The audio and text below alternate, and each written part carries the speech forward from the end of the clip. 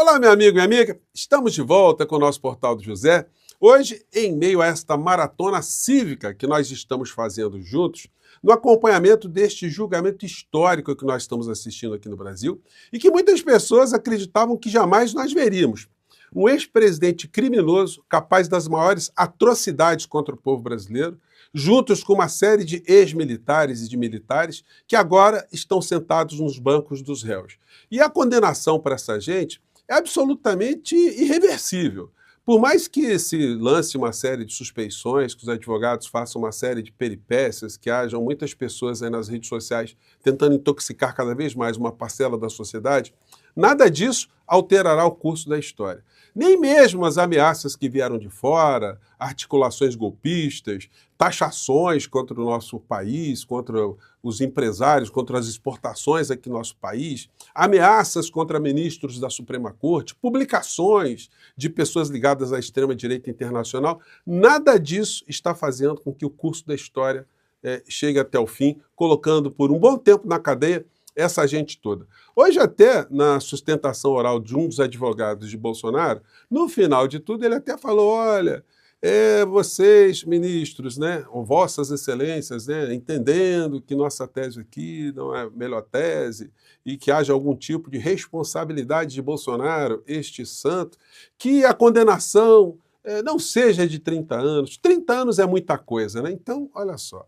Quem já começa a especular sobre esse tipo de sanção é porque já está dando mesmo o caso como o caso tem que ser tratado. Ou seja, uma série de crimes que foram identificados, foram processados, passou pelo devido processo legal e agora surgirá uma sentença penal condenatória para, de fato, nós termos aqui no nosso país uma pacificação. Pois bem, eu vou fazer com vocês aqui alguns apontamentos, trazer aqui algumas imagens muito interessantes também, que ilustram o que foram esses últimos 2 dias. E vamos fazer aqui algumas projeções também de situações que irão acontecer a partir desse momento todo, né? Antes de mais nada, é sempre fundamental convidar você que chegou agora ao nosso portal e ainda não é inscrito, para que, em primeiro lugar, você se inscreva aqui conosco e conheça também os nossos outros vídeos. Se você gostar, compartilhe, recomende, nunca se esqueça do seu joinha, seu comentário e, se puder, prestigie também nosso clube de membros e o nosso novo canal de cortes. Você que é muito bem-vindo e muito bem-vindo.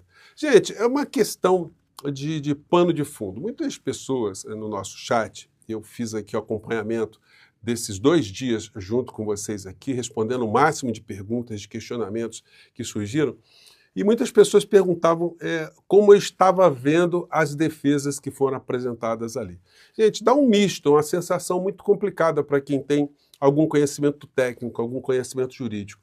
Para jogar para vocês o que eu senti, é só você tentar se colocar no mundo da medicina, você sendo um médico, alguém da área da saúde, e vendo um colega prescrever um remédio imprestável, um remédio que você sabe que não serve para absolutamente nada. Então você fica num misto de indignação, de surpresa, de estupefação, e de indignação e, ao mesmo tempo, você fica com algumas travas, né? Porque, afinal de contas, é alguém também que estudou, alguém que é um colega dentro da sua profissão.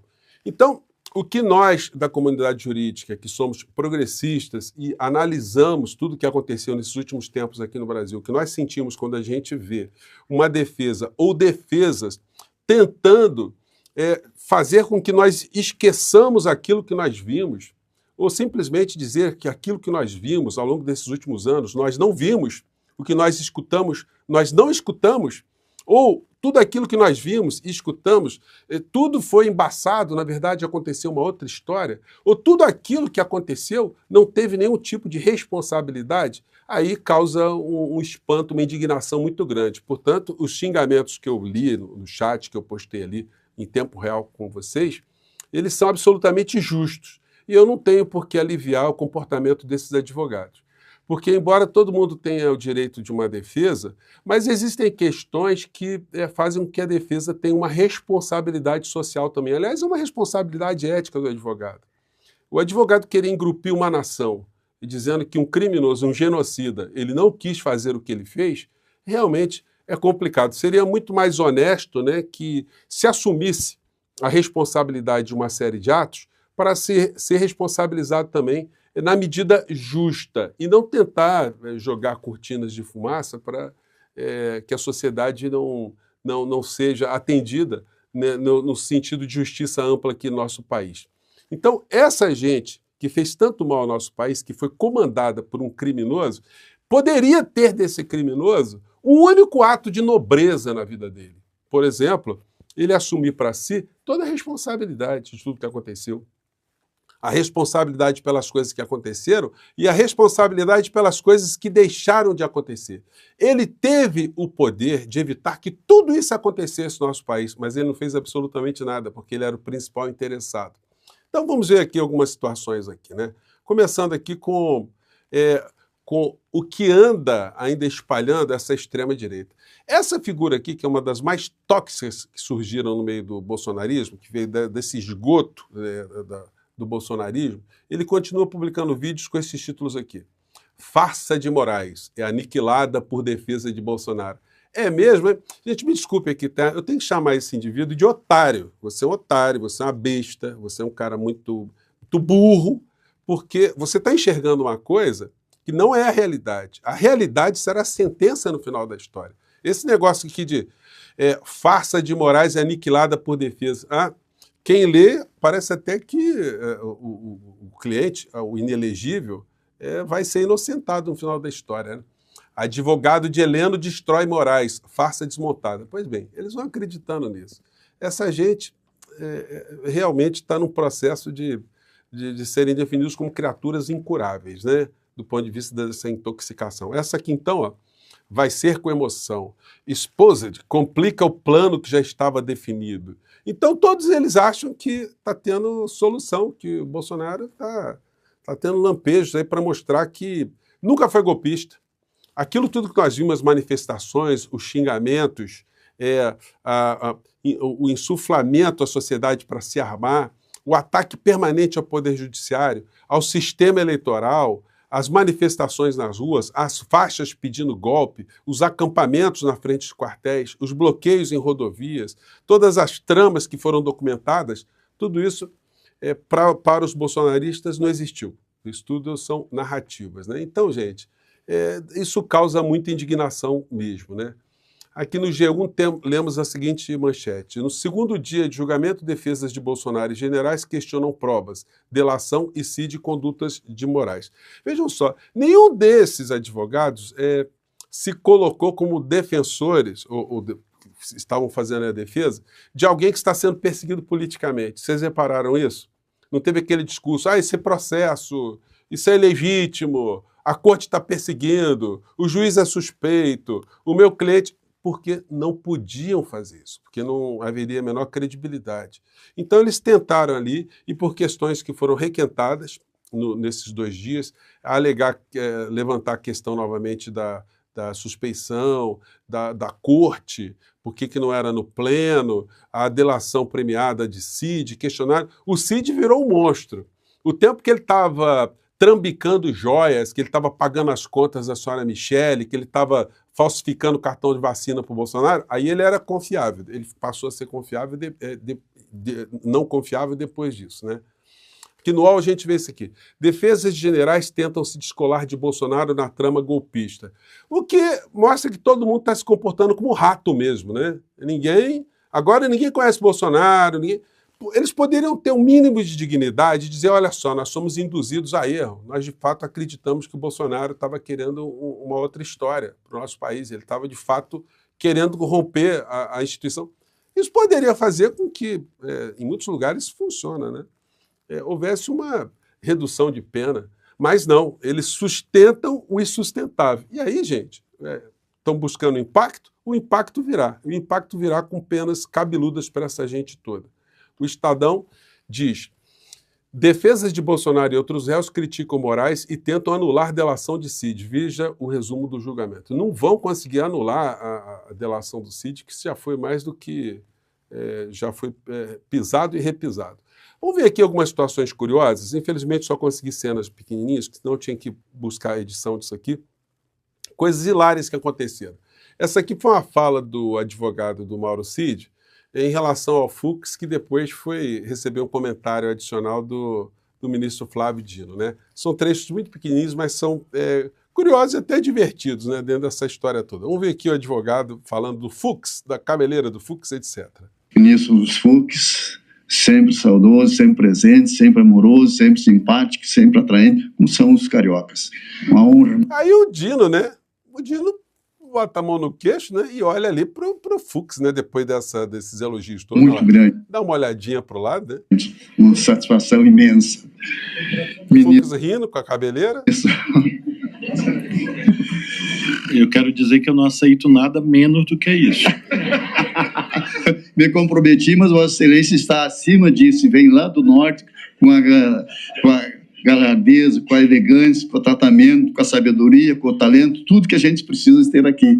É uma homenagem a Vossa Excelência. Então, gente, foi uma situação patética, né? Mas teve outras situações também muito curiosas, né? Essa aqui também que eu selecionei, que foi a ministra Carmen Lúcia, que ela basicamente ela conseguiu do advogado, do Paulo Sérgio Nogueira, um ponto para sustentação da condenação de Bolsonaro. Quando o advogado de Paulo Sérgio fala, olha, meu cliente tentou demover o Bolsonaro de golpe, né? Acho que foi esse trecho aqui que eu selecionei. Vamos conferir aqui. Não, minha opinião, a minha entendimento pessoal. Fato é que o processo eleitoral brasileiro é amplamente auditável. O que se fez foi, o tempo todo, dizer que precisava de voto impresso, que tem a ver com o segredo do voto, a lisura e rigidez do direito de cada cidadã e cidadão votar só de acordo com o que ele... Ah, não, isso aqui foi outro ponto, um ponto que teve um momento lá que ela sublinha, né? Vem cá, o senhor está dizendo que o senhor quis demover o Bolsonaro do quê? Aí ele fala, não, de qualquer ruptura institucional, né? Então, esse trecho eu não consegui colocar agora, vou colocar num outro papo com vocês aqui. Nesse aqui, ela está dando uma espinafara da nona advogado, porque o advogado disse que falou várias vezes confundindo o voto impresso com o sistema de auditabilidade eleitoral aqui no Brasil. E aí ela foi dar uma descascada nele. Pensa em ninguém saber disso. Outra é a auditabilidade. A auditoria, desde 1996, quando foi criado o processo eletrônico, ela é auditável e passa por várias fases. Então, só para ficar claro, porque Vossa Senhoria usou com muita frequência, como se fosse a mesma coisa. Não é. E o que foi dito o tempo todo foi esta confusão para criar uma confusão na cabeça da brasileira e do brasileiro e colocar em xeque. Então, só para esclarecer. Eu posso, então, esclarecer a minha própria fala para que eu não passe... por favor, sim. Porque foi muito repetido. Eu estou copiando e por isso é que eu usei essa expressão voto auditável, voto impresso, porque nesses textos e nos pronunciamentos de Jair Bolsonaro, esses termos eram repetidos. E ilegítimos. Minha opinião, vou falar minha opinião pessoal. Não, minha opinião, a minha entendimento pessoal. Fato é que o processo eleitoral brasileiro é amplamente auditável. Minha opinião, vou falar minha opinião. Então, também tomou uma saculejada ali, né? E aí, um ponto de uma descontração no meio dessa história foi o advogado do Paulo Sérgio Nogueira, né? Que citou a sogra, né? Como um personagem ali na construção da defesa do cliente dele. Vamos pegar esse trecho aqui. Fala às vezes assim, às vezes as palavras são como um punhal, às vezes as palavras são como uma arma, machucam, dói, né? E por que lembrei da minha querida sogra? Porque... Eu tô curioso. A sua sogra fala isso ou as palavras dela são um punhal? Não. A minha querida Dona Zilda tem um amor profundo por ela. E como Vossas Excelências... É porque o seu predecessor citou Dreyfus e Emílio Zola, depois Gonçalves Dias, agora a sua sogra. Tô curioso. Falando com o Ministério Público ainda. Aí toca o telefone dele. Ministro Alexandre, ela, tal qual Vossa Excelência, me trata honestamente muito melhor. Eu mereço um amor profundo por ela. O enxovalho... O enxovalho...